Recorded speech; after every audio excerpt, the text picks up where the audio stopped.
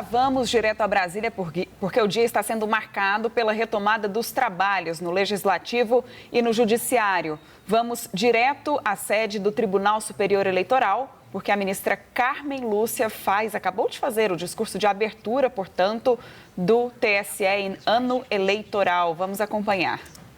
Mas para ouvir igualmente os diferentes, para aprendermos novas possibilidades de compreensão do mundo, para dialogarmos sobre essas visões e práticas diversas que habitam o mundo contemporâneo, para mudarmos quando tivermos que mudar, mas sempre nos mantermos apegados aos valores de humanidade, fraternidade, honestidade, integridade, compromisso com as liberdades e a igualdade.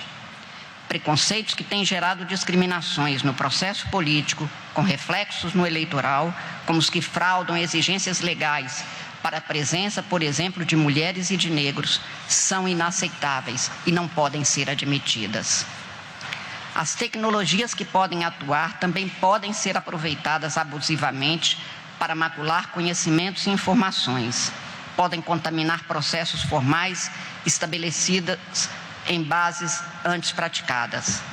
Estamos nesse judiciário eleitoral, trabalhando incessantemente para que todas as novidades tecnológicas possam ter respostas jurídicas. Vemos aí, então, um trecho do discurso da ministra Carmen Lúcia, presidente do Tribunal Superior Eleitoral, nesse ano que marca, portanto, a abertura dos trabalhos no Legislativo, no Judiciário, melhor dizendo, e também no Legislativo. E para falar sobre isso, a gente vai para o Congresso Nacional porque deputados e senadores retomaram os trabalhos nessa segunda-feira após pouco mais de 40 dias de recesso parlamentar em um ano marcado por um calendário mais curto em função das eleições de outubro e de eventos que devem impactar o ritmo das votações. Amanhã acontece uma reunião de líderes para definir as prioridades e a pauta de votações do Congresso Nacional. Nós vamos a Brasília com Murilo Fagundes e Vitória Abel, que acompanharam toda a solenidade e trazem os bastidores das mensagens deixadas no evento. Começando por você, Murilo.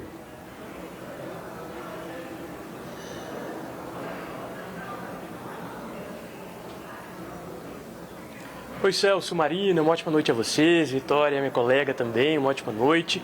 Olha, um dia bastante corrido aqui em Brasília e natural, né? Porque é um dia marcado por essa retomada de trabalhos em ano eleitoral.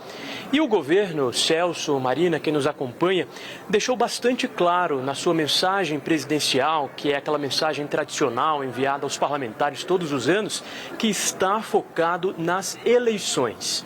Esse é o principal foco do governo Lula, o principal foco do Palácio do Planalto, e isso ficou muito claro. Dentre essas prioridades, o governo destaca, por exemplo, a regulamentação do trabalho para transportes ali, para aplicativos. Essa é uma das prioridades do governo. Além disso, a escala 6x1.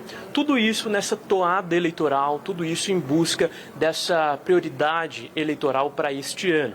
Então, nessa mensagem presidencial, o governo destacou vários feitos, várias promessas, várias tentativas de acordo, mas na prática, né, Vitória, a situação não é tão maravilhosa assim como o governo tem pintado nesse diálogo com os parlamentares, né?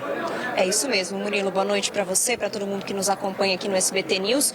O que os líderes partidários estão dizendo é que entre as propostas que são aí prioritárias para o governo, e daí você citou trabalhadores por aplicativos, o fim da escala 6x1, o fim da escala 6x1 deve ser muito difícil de ser aprovado neste ano, portanto, antes da eleição, até o meio desse ano de 2026.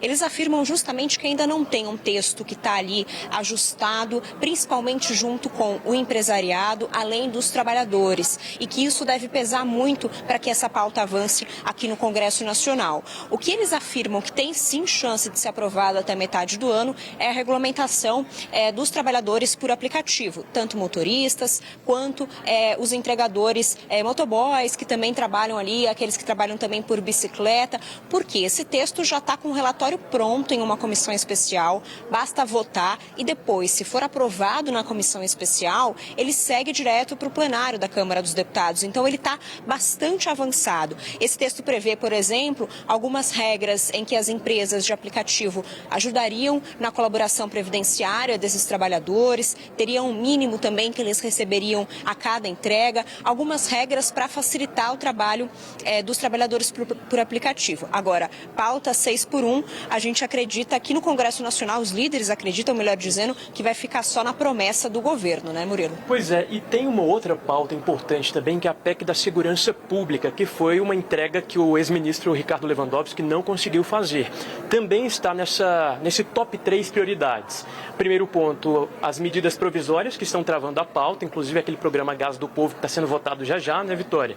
Temos também a PEC da segurança e, por fim, a escala 6x1. Ou seja, uma série de pautas voltadas para esse ano eleitoral, mas, como eu disse, que dependem de um diálogo entre as partes. E aqui a gente traz uma informação importante, que é a seguinte: nesta semana, muito possivelmente na quarta-feira, o presidente Lula vai se reunir com o presidente do Senado, Davi Alcolumbre, o presidente da Câmara, Hugo Motta, e líderes partidários, muito possivelmente num jantar. Um jantar que pode, então, definir os rumos da relação entre o Executivo e o Legislativo. A Vitória também conversou aqui com alguns parlamentares, conversei com alguns integrantes do governo e realmente vai ser um jantar decisivo nessa relação, né, Vitória?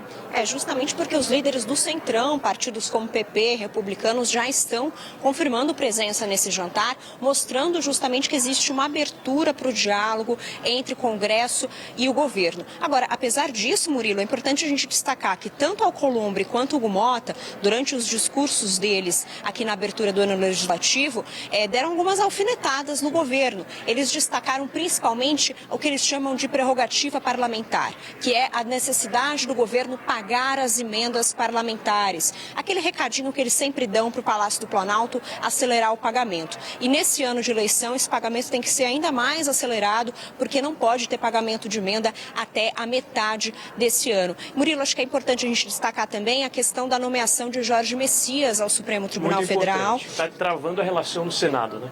Isso mesmo. Inclusive, o governo ainda não sabe muito bem se vai enviar antes ou depois do Carnaval. Está dependendo justamente de como que se vai ter votos suficientes, se eles vão mapear os votos suficientes para os senadores que votariam favoravelmente a Jorge Messias.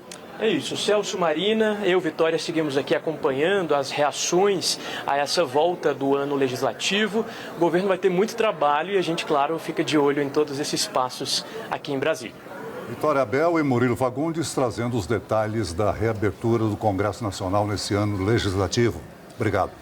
O presidente do Congresso Nacional, o senador Davi Alcolumbre, abriu nesta segunda-feira o ano legislativo de 2026. No discurso, ele pregou paz e diálogo, mas afirmou que defender a paz não significa ter medo da luta. Neste momento, também faço um apelo ao país. Precisamos, mais do que nunca, repito, precisamos mais do que nunca de diálogo, de bom senso e de paz. Paz entre os grupos que defendem ideologias diferentes. Paz entre as instituições nacionais. Paz entre os poderes da República. Mas é preciso afirmar com absoluta clareza: defender a paz nunca foi e nunca será sinônimo de omissão. Nosso desejo de paz não significa que tenhamos medo de luta. Nossa luta é e sempre será em defesa de todos os brasileiros. Nossa luta ela é pelo Estado de Direito. Nossa luta é pelas prerrogativas parlamentares e pela autoridade do Congresso Nacional Brasileiro. Ainda durante a cerimônia de abertura do ano legislativo, o presidente da Câmara dos Deputados, Hugo Motta, defendeu o poder do Congresso Nacional de destinar recursos públicos federais via emendas parlamentares. Vamos ouvir. E cabe a este plenário, soberano e independente, perseguir esse caminho dia e noite, com votações de propostas de interesse do país. E fazer valer a prerrogativa constitucional do Congresso de destinar as emendas parlamentares aos rincões Brasil afora, que na maioria das vezes não estão aos olhos do poder público. Celso, a gente viu então os discursos, parte dos discursos de Hugo Motta e Davi Alcolumbre, e vamos pontuar alguns desses destaques, porque na abertura dos trabalhos o governo também destacou quais são as prioridades para 2026. Vamos ver aqui então no telão quais são essas prioridades do governo. Fim da escala 6x1, Programa Gás do Povo, regulamentação dos trabalhadores por aplicativo, a PEC da Segurança Pública, que está praticamente ali no topo das prioridades do governo e é alvo de muita discussão também por parte da oposição, e o PL antifacção, que diz respeito também às emendas parlamentares. O acordo entre o Mercosul e a União Europeia também vai ser uma pauta prioritária. Isso já foi dito não só pelo presidente Lula, mas também pelo presidente da Câmara dos Deputados, Hugo Motta, onde esse texto vai tramitar primeiro. Então, essa é a lista das prioridades do governo Lula, que já foi trazida também pelos nossos repórteres, o Murilo Fagundes e a nossa analista, Vitória Bel, agora há pouco, que destacou as dificuldades que o governo vai ter para aprovação dessas pautas. E a gente também separou, portanto, as prioridades da oposição. Então, entre os projetos estão a derrubada do veto de Lula ao projeto da dosimetria, lembrando que a dosimetria das penas aos condenados no 8 de janeiro foi aprovada pelo Congresso Nacional no ano passado, mas o presidente Lula vetou. Então, agora o texto volta para o Congresso Nacional. Muito provavelmente esse texto vai ser derrubado, O veto do presidente Lula deve ser derrubado. Essa é a expectativa da oposição, que diz já ter uma maioria de votos para isso, até porque a lei já tinha sido aprovada anteriormente, sob risco ainda de judicialização desse caso.